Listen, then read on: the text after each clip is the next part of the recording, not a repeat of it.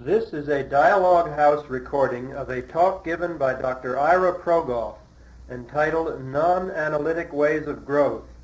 A brief overview of the Dialogue House program, its underlying conceptions, goals, and procedures. Thank you, Hal. It's good. I feel as though I come back home to be in this shell.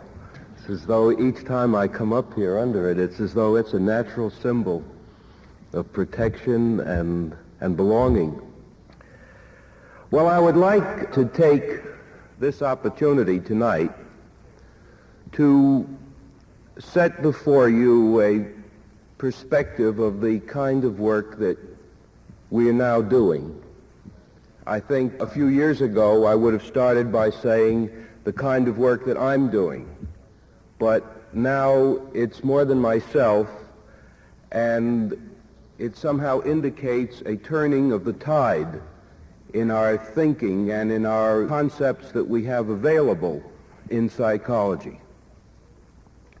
I think it means really that we're at a point now where, at least I feel myself, no longer having to work with theories and having to present a point of view that is a kind of abstract philosophy. I have the sense that in the last few years, the work that I was doing before has had a chance to become specific and to give a more specific way of working. And that perhaps is the reason that I can say now we, which I'm very happy, of course, now that we includes Hal, who's been working so well in these methods in the last months. Now, I think for our basic perspective, we should realize there are two main ways that psychology can be approached. One is as a method of healing that is essentially a kind of treatment of illness, and that would be after the medical model, where the model for the medical doctor is that the individual becomes ill because something has gone wrong with the natural organism. Perhaps some alien element has entered the body, and then he has to analyze and discover what this alien element is in order to treat it and remove it. And his concept is that the germ, the virus, when it's removed, then the organism will go on in its natural way. And the assumption in that is that the condition is natural and given, and that what is happening in the person is external. So, for example, if you've got a fever and chills and so on, the doctor has to identify what is the cause, and put quotes around the word cause, but what is the cause of that condition. When he isolates that, he removes it, and then the assumption is, and normally for most physical illnesses, if they're just physical illnesses, or if such a thing exists indeed as just physical illnesses, that then the condition is back to normal. And of course, that medical model is what has been taken over for psychotherapy, and that's how we have all the conceptions of psychiatry and psychotherapy as a treatment, and then an analysis, and then an elimination of the cause of the illness.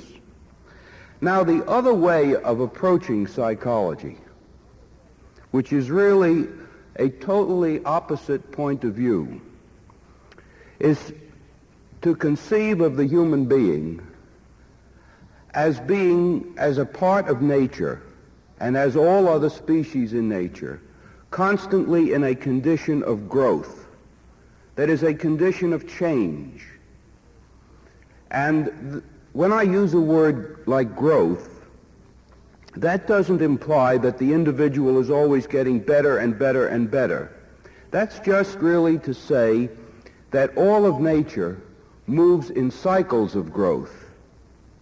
And that would be the seed is in the ground, and it germinates, and we can even say that in that germination is a breakdown of the husk of the seed, and then there's a process of growing, and a stem and a stalk, and finally a bud and finally a flower, and after a flower there's a withering and a disintegration and a returning down into the earth. And the whole process goes on again. That is to say, if we speak of growth, we have to know that that includes the cycles and the seasons of nature. But that does give us quite another perspective, because it enables us to see that the human being's conditions are part of a continuity of development, and that the conditions that take place in our life, the things that we may feel, for example, as our anxieties and our depressions, these moods and these fears, which from a psychiatric point of view would be diagnosed, in this perspective, they can be seen as part of the continuity of growth of the individual person. And then that gives us another way to work with them, because that means that we don't have to rush to analyze or rush to make a diagnosis and to say the cause is this or that, and that with the assumption that we'll remove the cause and things will be good. We have rather to see the condition of the person as part of the perspective of his life as his life is in motion. And then we can see the fears and the problems and the confusions in the person's life in the context of the unfoldment of the growth process in his life. That's why, you see, we have really an alternative, a basic alternative to an analytical procedure in psychology. And that is a method of evoking the psyche, of drawing the possibilities of the person on, and asking all the time when a person is in confusion, or if a person is suffering from anxieties, of asking what that condition is trying to achieve, what that pain is for, in order that we can enter into it and draw it on in the direction that it's trying to go. That means not to analyze it in order to remove it, because actually we would often find that the pain and the confusion and the anxiety that a person feels is the most important part of his whole experience, because in that pain and in that confusion he is forced to search around inside himself, and maybe not even consciously search around, but in his confusion he has to sort of reach around in the deeper parts of himself, through his dreams or through his moods even, or even through his angers. Even through his angers, he may be stirring up parts of himself which then bring forth new kinds of awareness, new kinds of insight, not just into his personal psychology, but new kinds of insight into the nature of life. For example, I've put the question to myself times before this of when were the times when I felt close to God or close to being, when I felt in unity. And when I reflected on that, I realized that the times in my life when I had felt most out of touch were actually those times. And the way I realized it is that when I went back over my journals of years past, and I found sections that I had done, well, that would go back, some of them 20 years, the ones I'm thinking of, where, as I had had this way of doing this for a long time, I don't know how I started it, of when I felt cut off and when I felt that I didn't know the direction in which I was going, I would sit down and write. And some of these came out, well, they would start, I've been cut off, I've been paying no attention to my inner life, and now things are all out of kilter. And I would go on like that. And then, as I would just continue beating myself and complaining about it and saying it and so on, gradually, in those writings, there would be a turning.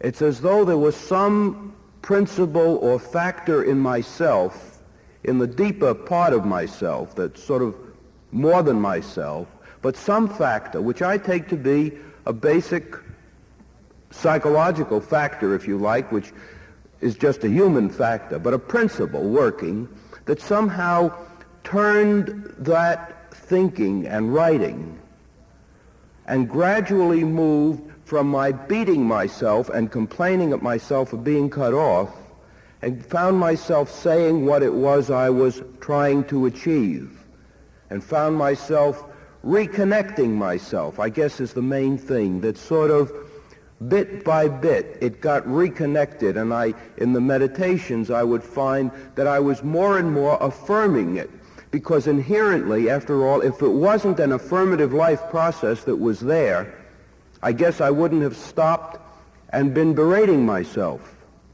I wouldn't have been angry at being cut off if I didn't have some feeling of life that was working inside the psyche. But I think that's natural. That is to say that that's always there.